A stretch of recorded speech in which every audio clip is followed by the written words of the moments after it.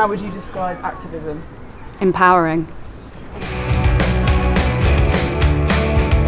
Forest Gate Pride is a local grassroots LGBTQ initiative for residents of Newham and other sort of East London areas to learn and connect more with queer communities than they would if they had to sort of go and seek this stuff out themselves. Large-scale Pride events like Pride in London, Manchester, they're not necessarily accessible for everyone, and a lot of people don't feel represented, they don't feel included in these events. You know, they've become very corporate, very party-based, and the problem is when you go to an event like London Pride, for example, and you see however many hundreds of thousands of people turn up, waving their flags, looking happy, everything's fine.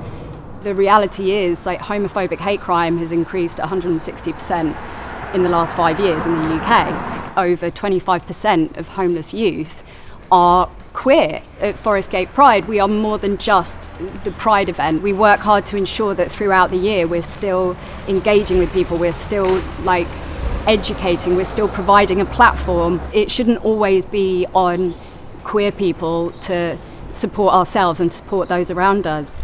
So if you had to pinpoint a defining moment that inspired you in your activism, what would it be? So as someone who grew up and went through my sort of adolescence during the Section 28 era, I wasn't around queerness. It wasn't visible or accessible to me. So by the time I was experiencing these things, like, I'd missed out a whole chunk of knowing who I was or having the chance to find out who I was. And so I think for me it's so important to make sure that by doing these programs and these educational and social events and initiatives, that's not going to happen again. Like, people will have access to it. People will be able to see queerness and see themselves reflected in other people and normalised, and queerness just being part of life. And community is such a big part of queer culture. There's been a quite shocking number of closures of queer bars and queer spaces over the last 10 years or so, which means we don't have the physical space in order to build these communities. So in one sentence, why do you keep going?